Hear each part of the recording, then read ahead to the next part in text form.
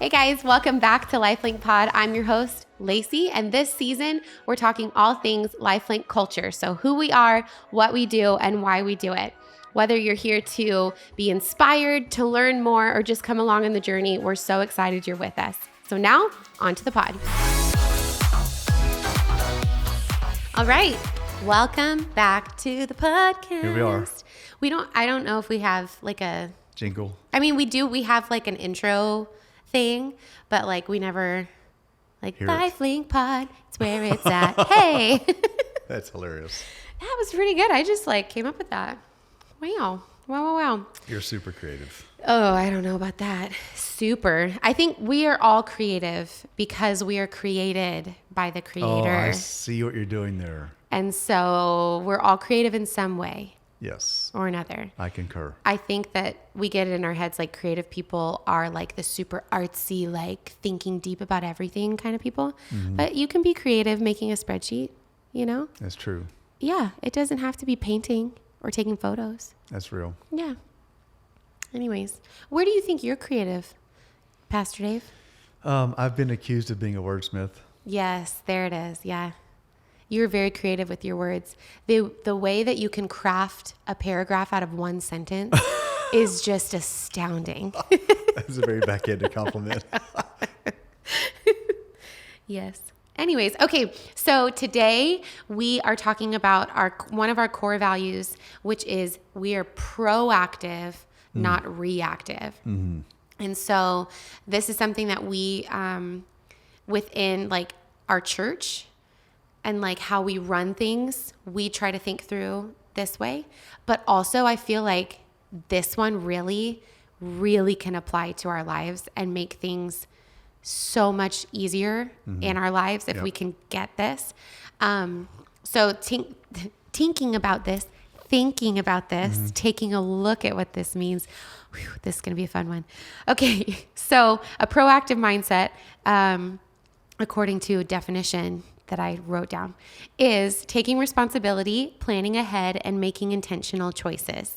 And then a reactive mindset is responding emotionally, being driven by circumstances rather than values.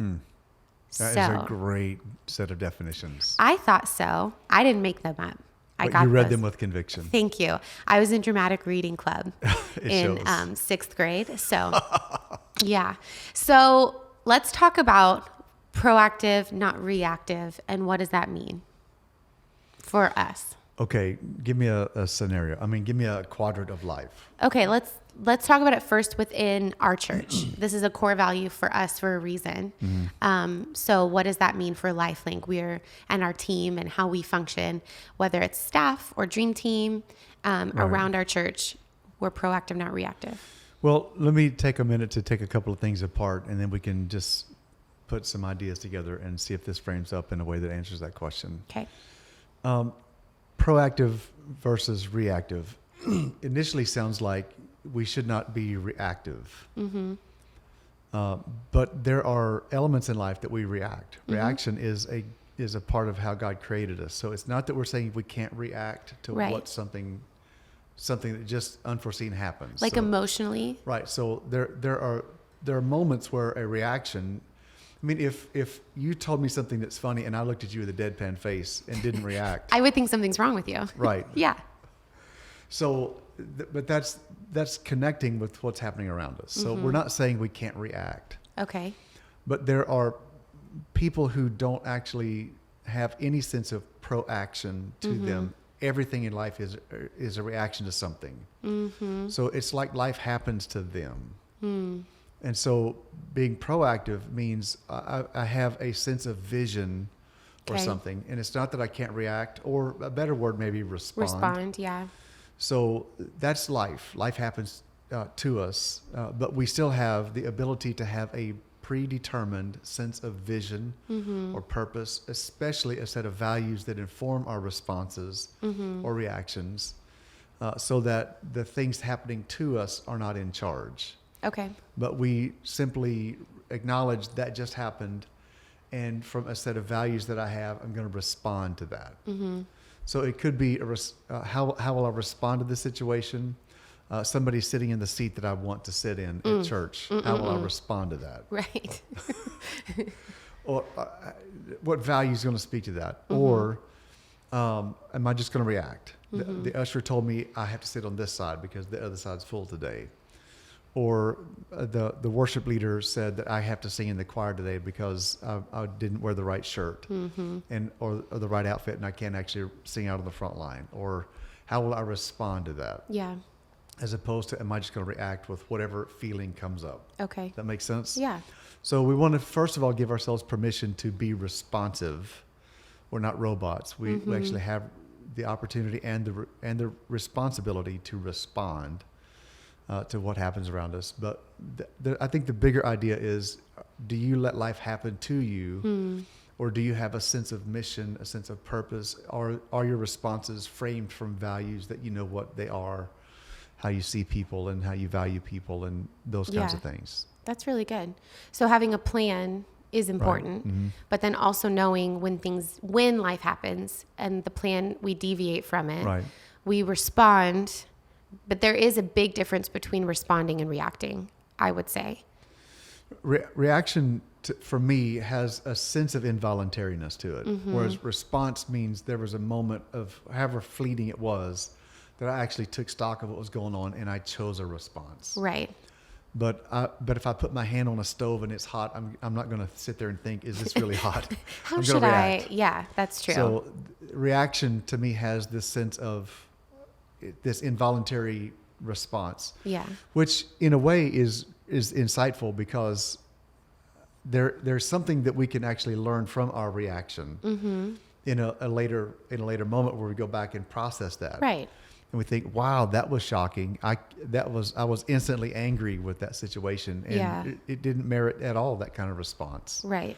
So there must be something that God can show me about where I'm at, or something going on inside that He wants to work on. Yeah. So that the next time I'm in that situation, my reaction may be a little more graceful or a little more constructive, or those kinds of things. So that's a really insightful way to view a reaction, because to me, I can view that as, because my personality, I like to be in control, and I like to be good, and I like to do the right thing at all times forever.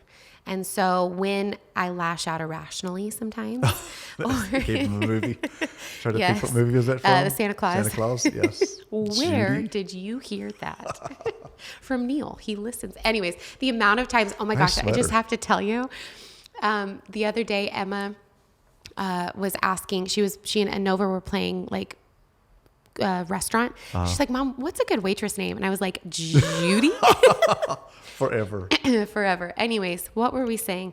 Oh, okay. So when I do have moments of reaction where I'm like, oh, I didn't handle that well. A way to redeem that is, okay, what can I learn from that? Which is great. I think a lot of times we either just like, well, that's just my personality and it is the way it is. Or I don't ever want that to happen again. So I'm going to avoid that altogether because I was afraid, or I had a panic attack or whatever. So we can't learn from those things. The other thing I'm thinking of, like, just within a pure physical sense, when we have a reaction to something in our body, whether it's I used a new lotion and I got a rash, or I ate avocado and I have, there's like a reaction to it, which is your body saying something's off here. Right. It's the same thing in our lives when we have an emotional reaction. I've done like counseling and therapy, which is healthy, and we all need to do it. So helpful. This is a sign to everybody. If you have not checked in with a counselor, do it. You go to your annual checkup to your doctor, you get your teeth cleaned. Let's check out our minds and our mental health. Nice. Find a good Christian counselor and process your life. Anyways, in counseling, I went because I was like, I'm experiencing these negative emotions. I'm having anger or fear. And my counselor was like, well, emotions are not positive or negative. They're neutral. They're just indicators of something happening inside of you. And we need to pay attention to what those are so we can learn from it. Just like having a physical reaction to something. So I think that's a really good, that's really insightful of, okay, I want to choose to be proactive. But when I do have a reaction, let's learn from it. What caused that, and how can I respond better next time? I think that's really good. So for the context of within our church, we choose to the best of our ability to be proactive, not reactive. So Proverbs 21:5 says the plans of the diligent lead to profit as surely as haste leads to poverty. And then James 1:19-20 says, everyone should be quick to listen, slow to speak, Right. and slow to become angry, because human anger does not produce the righteousness that God desires. Man, the amount of conviction that God has used that scripture for me, that's a whole other thing. Anyways, okay. So for us as a church and as a team, we work really hard to plan our environments. We think through services. What are people going to experience and feel? Anytime we do some sort of a special event, we have a plan going into it. Can we maybe talk about like where some personalities have a hard time with planning?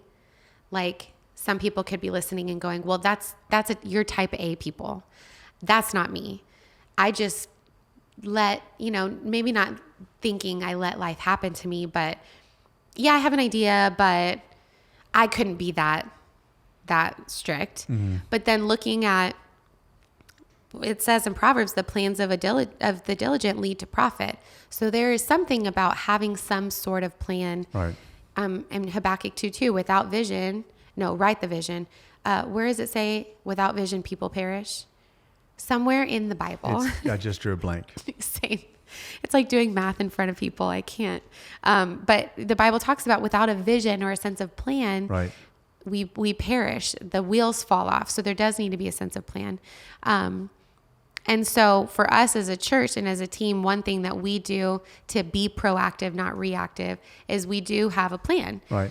So we have an order of service, or when we do special events, the person heading it up has the plan, and then we do what we call a Swiss cheese meeting, Right. where we talk through the plan and we invite people in to point out the holes Right. of where could the plan fall apart, which gives a wonderful opportunity for whoever's leading that to be reactive, but instead choosing to be proactive. I'm going to take everything that's said as constructive and for my benefit. So those are, as a church, Right. some things that we do. Yeah. It's because that is the path to seeing vision come to fruition. So God gives us vision. He gives us the ability to perceive something that's in his heart to accomplish. So a worship service at LifeLink is really, we interpret his heart for that encounter to be an experience that's 75 to 90 minutes long, where people feel his presence. They are given opportunities to respond to who he is, what he's saying to us, how he's teaching us in his scriptures, so that we have that encounter with him. Or any number of events, whether they're life groups or equip classes or kids big or little or preteens or any number of those things. There's a vision for that. Yeah. It's what do we believe God wants his people to experience there? And so with that as a framework, then we say, what can we see that we can do to best optimize the possibility for that to happen? And then that's the framework, or that's the plan. Does that make sense? Yeah. So what that scripture says, the plans of the diligent lead to prosperity or prosperous. Read that again, because I want to make sure I get that right. The plans of the diligent lead to profit as surely as haste leads to poverty. Okay, so the idea then is if you're working from a context of vision, there's a desired outcome that is in your mind, and you put a plan together to move towards that. That doesn't mean that you're rigidly locked into everything that plan says. Yeah. It basically says there's a path forward. But just like anything, that you're going to experience little eddies or little kind of moments where things drift a little bit, or God does something in that moment that none of us knew was coming, but we feel him in that moment, and we stop and linger there and really relish that experience with God, or any number of applications. But the idea is, if I'm reactive and I don't have a plan, then I'm being tossed around by whatever happens to show up. Right. So what we found, and our conviction is to be proactive. In other words, what do we believe God wants for this situation? What's the best thing that we can see that would give us the optimum experience to experiencing that outcome? And then how do we empower people to move through that? Mm-hmm. So that's the plan. Mm-hmm. That's called being proactive. What hurdles do we see need to be removed so that people coming in won't be distracted? Mm-hmm. And so that's the reason we run a big screen so people can see the words. Right. So that they're not tripping over what's that next phrase or right. those kinds of things. So it's that approach of being proactive to say what can we do to optimize people's experience in that outcome. Yeah. And then you actually go into that and you're present in the moment. Mm-hmm. And then you respond to what you experience going through there. Yeah. And that to me is the best of both worlds. Yeah. So it's not that you can't be a planner. Mm-hmm. You may not be an instinctive planner, but what I would encourage everybody that feels like I'm just not a planner mm-hmm. would be to not be harsh or just brash about that, but instead say, well, wait a second, there's something I could actually see with having an intended outcome mm-hmm. and some practical steps that I can move towards that, and then give myself the permission to experience the moments between step to step to step to step, and let God fill in the blanks. Yeah. I feel like that's maturity. Kids don't have plans and are told, here's what we're doing. Mm. But at some point we have to switch from somebody tell me what to do to, okay, here's what I'm doing. Right. And how to do it. And thankfully we have a God that has a plan for our lives. Right.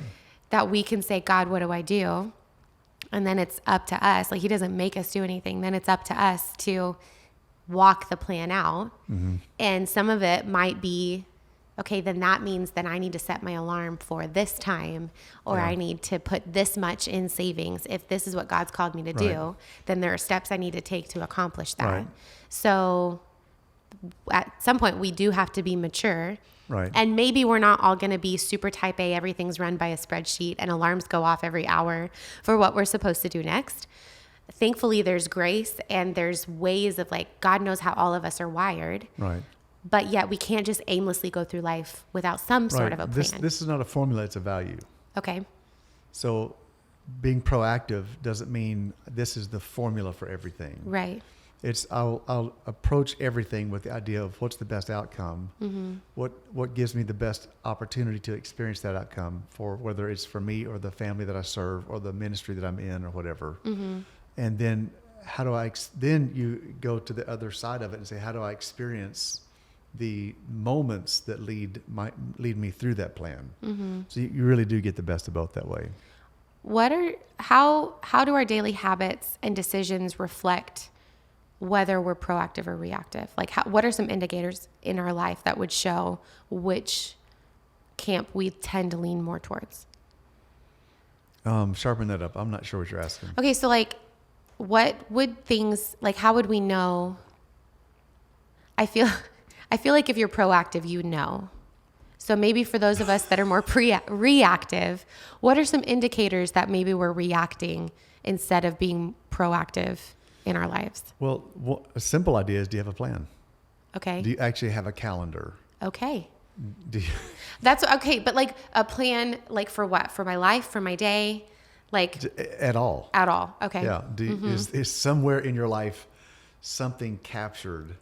It would probably look like either a calendar for your time, mm-hmm. a budget for your money, mm-hmm. a relationship network for the essence of life. Do you have any sense of proactivity in that, or do you just let whatever happens happen? Right. That's really good. I have no slot for that just because my brain is wired like I am a planner. Mm-hmm. Sometimes I get a little, I wouldn't say envious because we're not supposed to be jealous, but there are times when the people that are more the free-spirited kind of those that look so free, which I'm sure they would say, yeah, but I wish I could plan a little bit better. So, okay. So what are some warning signs that indicate we are living reactively rather than proactively? One, you mentioned, like, you don't have a plan. Right. What could some other warning signs be?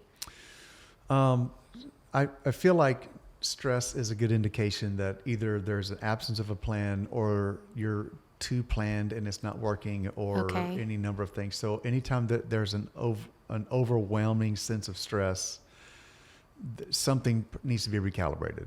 Okay. And so that may be a good warning sign. Okay. What about, like, as I asked the question, thinking financially, maybe if we're reactive versus proactive, there's always some sort of financial crisis going on. I don't have enough money to pay my bills, or obviously life happens. Right. Things happen. Right. But if they're consistently happening, then I would, same thing like what you're saying, I think it's an indicator that maybe some things need to be shored up in our financial department.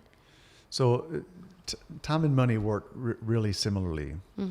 And so the idea then would be, if there is stress involved in that situation, then you go back and look to see, do you have a plan? And sometimes people have a plan, they're not running the plan. So that's a different challenge, but at least having a plan gives you tracks to run on so that you know where you're not running the plays. And then you just hit the reset button and start over again. Speaking of having a plan but not running it, so Proverbs 15:22 says, plans fail for lack of counsel, but with many advisors they succeed. So maybe let's talk about, maybe we're those people that are like, you know, we come up with a plan and it's a really good one, and we work it for 2 weeks and then it fizzles and we go back into just maintenance, or, you know, like that ebb and flow of life. It happens at the beginning of every year. Right. I have all these goals, and then by February, I'm just doing my same old thing. So how, based on Proverbs 15:22, it talks about plans fail for lack of counsel. So how important, obviously it's important for us to have wise counsel, but let's talk about the idea of how to make sure, if I have a plan, how does it succeed? Obviously, one part is us just do the plan. But then there is something about accountability and counsel. So can you talk a little bit about that?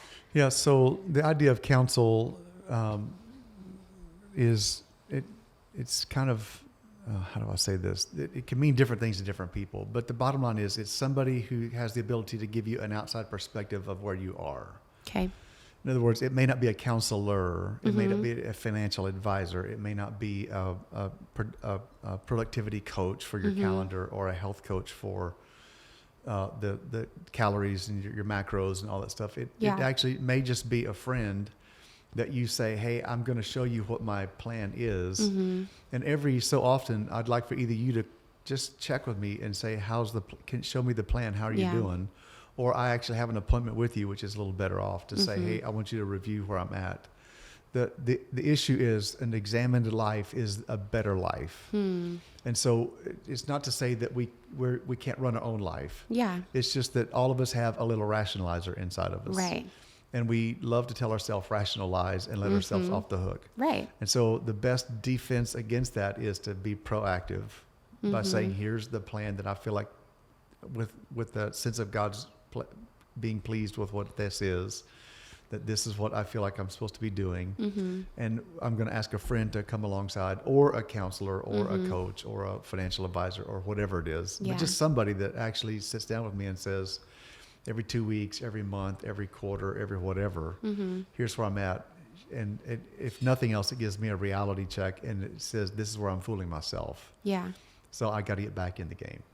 How do you, in those moments, overcome, or if you struggle with this, but the idea of, okay, I'm going to sit down with the reason why you're sitting down with somebody is it's an area that you're not strong in, right? Well, to some degree. Whether you're strong in it or not, it's the idea of, I'm still going to be accountable to that function in my life. And here's where I'm going with this. So I don't want people to feel like that you only do this in areas that you're weak in. Okay. Because this is the spiritual principle, the law of agreement. This is what the vision is. I want to connect with someone and let them see where I'm at, so that that sense of agreement clicks and the traction of forward momentum is maintained. Okay. Because all of us will drift, whether it's an area of strength or not. We'll all drift. So just that ability to sit down with someone in key areas of what's really important to us, to say, I want you to look over this, gives us that ability to live a submitted or surrendered or examined, whatever you want to choose to say, life that you're not just freewheeling with your own thoughts and doing what you think, but you actually are living a vision that you bring somebody else in alongside of you to say, this is what I intend to do. This is what I'm doing. Help me make that connection. How do you overcome the feeling of like, I feel dumb, or I feel like I should know? Like, I think you mentioned like sitting down with a financial advisor or something like that. So I laugh because James and I just recently were launching, a side business. And so we went to the bank to open a bank account, and both of us walking in, I'm laughing. Both of us walking in were like, do you feel like they're going to be like, who are you? And do you have the audacity to ask to put your money in this bank? And like, we feel hilarious. Like, and it could just be a maturity thing. But part of me feels like that's just human nature of when we feel like we're not great at something, or that idea of, hey, help me, keep me accountable in this, whether I'm winning or not, bringing in that other person. There is that sense of, I should know better, I should know this, or wanting to feel like I've got it all together. Yeah. How do you overcome that? Some of it comes with age and experience. We just realized, kind of growing through life, that everybody feels a little intimidated by inexperience. And so the first time you do something, we all feel a little bit wobbly. But then we go through it a few times, we realize, oh, that's how that works. Yeah. So there's that element of it. But along the way, hopefully we get to the spot where we actually look at counsel, or that examined life idea, as not something that I resist or I push back on, but I actually lean into because I realize the wisdom of it. So the longer you live, the more you realize, I want to live an examined life. So if you're married, there's an kind of built-in kind of sense of examination that's readily available. But even in areas of your life where that specific voice and context may not be the best one to give you the sense of accountability for habits or whatever, I have no idea. But just the idea that there's other friends or counselors or specialists or whatever that would be able to inform you of, here's a better practice. Seek those out, and then develop that accountability with them so that you maintain the movement of growth through that. Yeah. I wonder too if there's an element of maybe shame's not the right word, but like, go with me on this, of like, when you approach that person who knows something that you don't know, in our minds, we can think because they're better at this, they know more, that they think they're better than me. And so there's that sense of, I want to hide this part that's not good enough yet until I'm winning, and then I'll invite people in. So like, I guess is that shame? Well, it could be in shame. It could be people pleasing. It could be any number of things that lead to insecurities in us. It really depends on where you're at and what kind of experiences you've been through. But it all kind of feels like it's in that quadrant to me. Yeah, but that idea of this person's better at this than me, which can equate to they are better than me. Right, which is never the case. Never the case. And most people sitting on the other side of the table, like I think financial advisor or health coach or counselor, it's their literal job to coach or advise or counsel. Right. That's why they're here. Right. Not to lord over, like, I'm better than you at this, but no, my literal job is to help advise you in financial matters. So let me do my job. We get this sometimes as a pastor. People will sit down with me and like, I'm so sorry I'm bothering you with this. I'm so sorry that I'm crying. But it's like, let me do my job. This is what I'm here for. Right. I would love to let's unpack this. And it lights us up. So I think even shifting that in your mind of, okay, this is their job. Their job is they are a health coach. So I'm going to go to them so they can coach me in my health because it ensures their paycheck. And so they appreciate me for coming because it's job security for them, like shift it in your mind, Okay. So if somebody feels stuck in a reactive cycle, what's a step or the first step or a step or two that they could take to break free of that cycle? I feel like awareness is always the first step. Mm-hmm. So just really coming to grips with the fact, hey, I'm seeing this. I'm aware that this is something that I'm actually dealing with or struggling with. And then that being aware of that cycle would be that life is happening to me in this area. Right. Is that what we're talking about? Right. Okay. So it starts with that. And then the next step would be, for me, is go to the Lord and say, show me some steps to actually connect with the right person or help me get started in this kind of endeavor of how to put a plan together or whatever. But it always starts with awareness first. And then the decision to do something about it, which inevitably is going to be probably dealing with some feelings inside like, rats, here I am again, that kind of thing. And just getting past all of those things and realize we're still approved by God. There's still hope for the future and the world is not coming apart at the seams. And then that opens us up to hearing who God or what he's saying to us. And then we just step into that process and move forward. That's so good. I feel like this, this applies to literally every area of our life. I feel like this could be a game changer for stress management. Yeah. Of like, it's not just, okay, I need a plan for my finances, which we do, but even our emotional responses and reactions to things of when I'm stressed, the cycle is add to cart or stop by this store on the way home and pick up a case of this or, but being aware so that we can come up with a plan of when we're stressed to be proactive or even like health and eating. If we're just consistently, life is just happening and I run through this drive-through because I don't have time, that's okay, hold on, let's pause. Let's plan when we're going to the grocery store and when are we meal prepping. But a lot of this comes down to I don't want to. It goes back to the desire part. Right. And that's a big one to tackle too, of like doing the plan. Desire is a part of it. And I think you just spoke a message on this recently in our last series, Iron Will. Yeah. What was your acronym for that? I started with ADRDA.